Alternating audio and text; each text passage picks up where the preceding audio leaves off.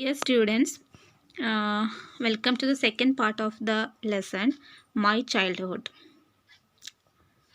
One day, when I was in the 5th standard at the Rameshram Elementary School, a new teacher came to our class. So when APJ Abdul Kalam was studying in the 5th standard at Rameshram Elementary School, a new teacher came to their class. I used to wear a cap which marked me as a Muslim, and I always sat in the front row next to Ramanatha Shastri, who wore the sacred thread. So, being a Muslim, APJ Abdul Kalam used to wear a cap on his head, and his friend Ramanatha Shastri, who is a Brahmin, so he used to wear a sacred thread across his body or chest. Okay, so that these are the symbols of their respective religion.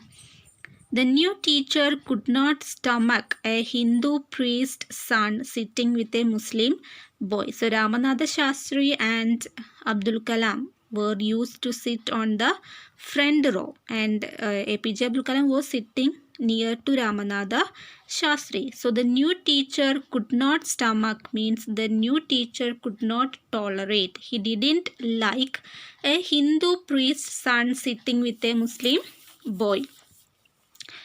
In accordance with our social ranking, as the new teacher saw it, I was asked to go and sit on the back bench. Okay, so according to the new teacher, a Hindu, especially a Brahmin boy, should not sit with a Muslim boy.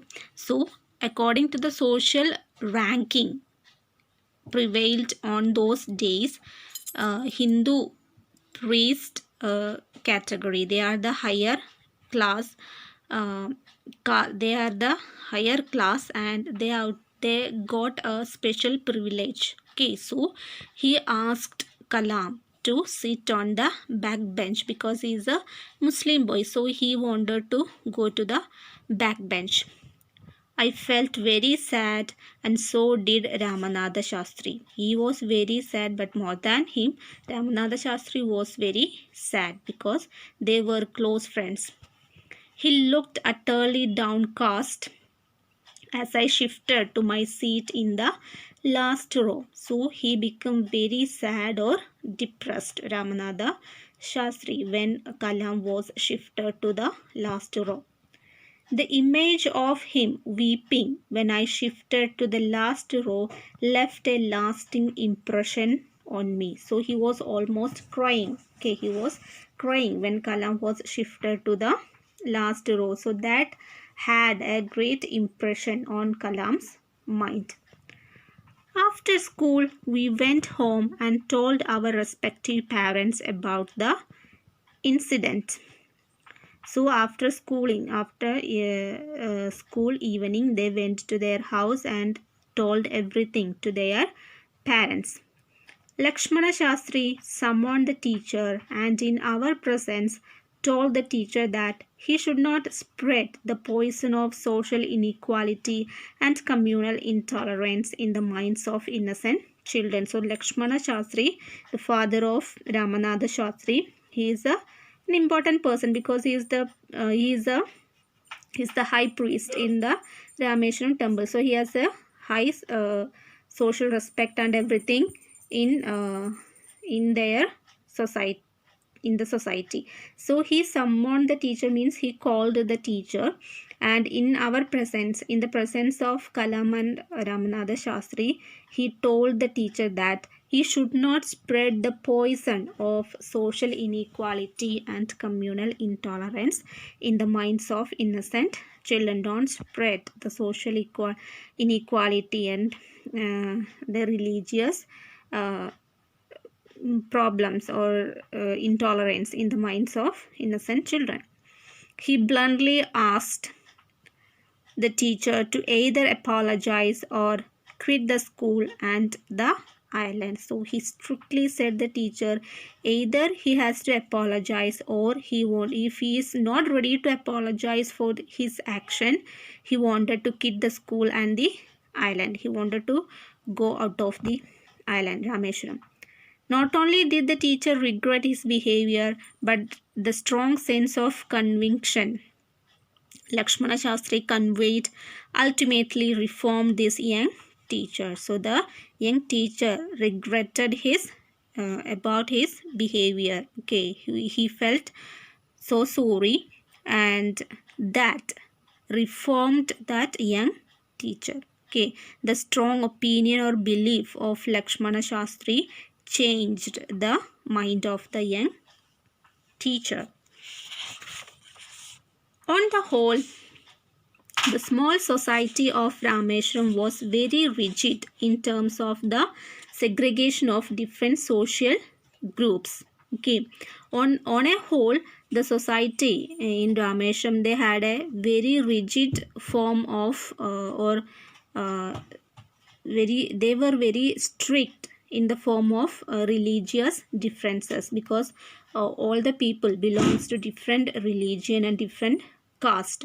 Okay, even though they are living so equally, conveying other religions so kindly, and they respect other religion and all, they believe in their own religion very much. Okay, especially in Hindu religion, there are different castes like Brahmins, Kshatriyas, Shudras and all. Okay, so the people in Rameshwaram belongs to different caste or different religion. Okay, they follow their religious things very strictly. However, my science teacher, Shiva Subramania Iyer, though an orthodox Brahmin with very conservative wife, was something of a rebel. Even though they are following their religious things very strictly, his science teacher was a kind of rebel. His science teacher was just opposite to that. Okay, he's an orthodox Brahmin, and he has a very conservative wife. Means conservative wife means she is very traditional and she believes in her religious way of life, but he is a rebel type. Okay, he was just opposite to the religious things and all. Maybe blind faith and all. He did his best to break social barriers so that people from varying backgrounds could mingle easily.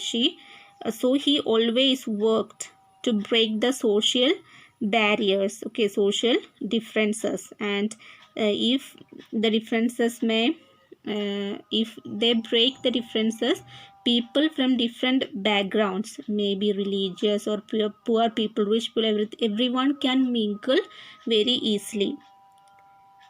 He used to spend hours with me and would say, Kalam, I want you to develop so that you are on par with the highly educated people of the big cities. So, when he was with Kalam, he always used to say Kalam that you should develop and you should stand with those highly educated people of the big cities. He wanted to be a great man.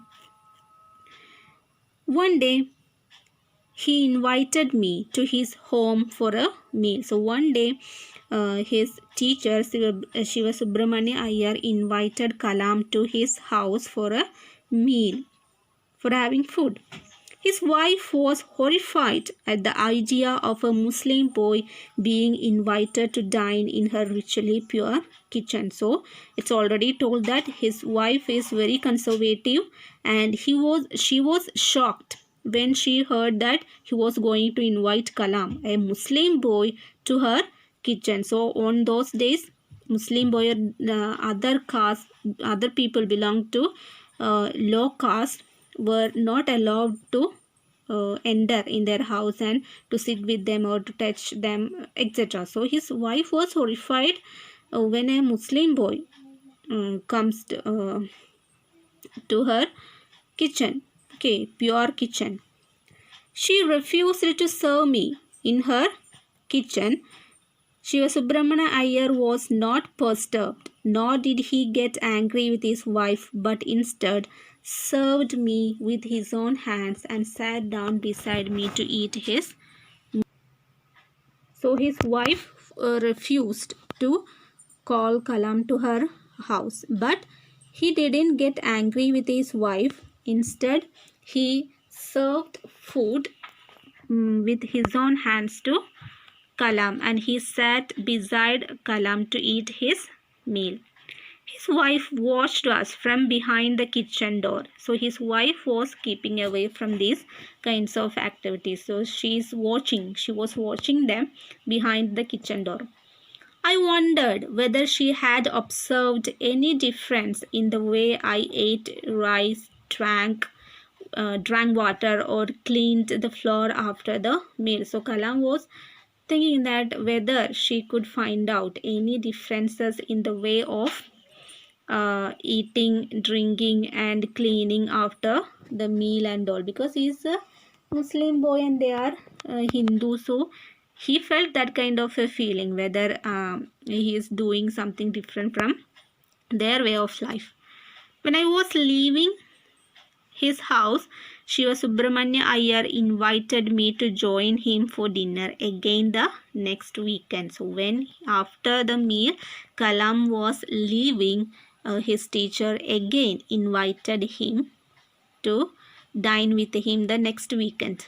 Observing my hesitation, he told me not to get upset, saying, once you decide to change the system, such problems have to be confronted. So when Kalam was hesitating means he was not ready to come again, because he knows that his wife is not happy with his coming and all. So he had an hesitation to come again. So at that time, Shiva Subramanya Iyer told that once you decided to change the system, if you are going to change the system in the society, such problems have to be faced. Okay.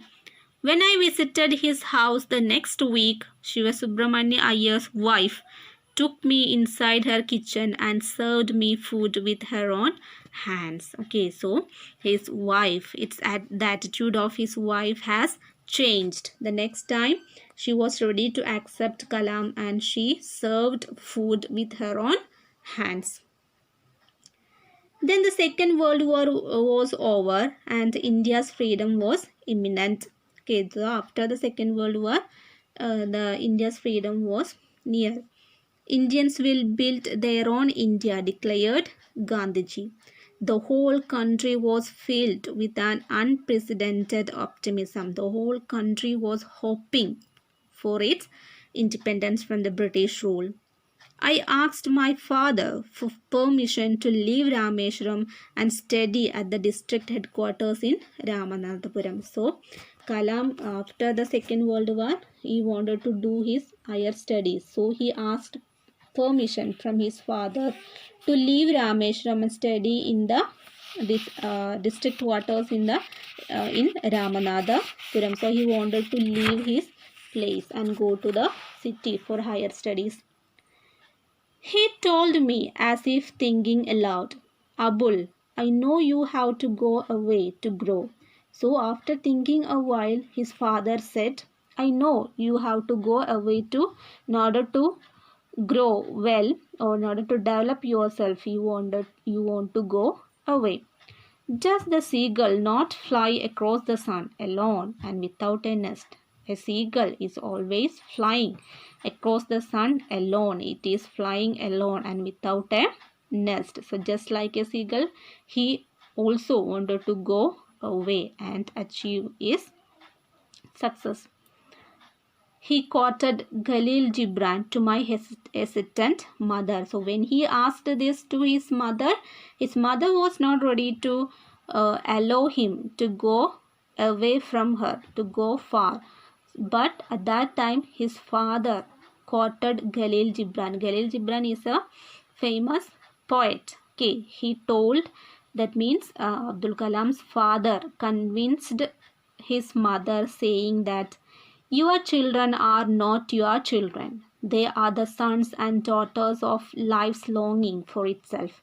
They come through you, but not from you. You may give them your love, but not your thoughts, for they have their own thoughts. Okay, what is the meaning? Your children are not your children. Your children are not you. They are the children of life itself. They are the sons and daughters of life. They came through you, not from you. Okay, and you should give, the parents should give their love to the children, but they should not give their thoughts, because the children have their own thoughts and wishes. So let them go. Okay, for they have their own thoughts. Okay, so let them go freely.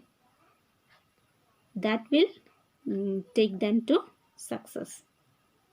So this is all about the lesson My Childhood, from the extract of The Wings of Fire by APJ Abdul Kalam. Thank you.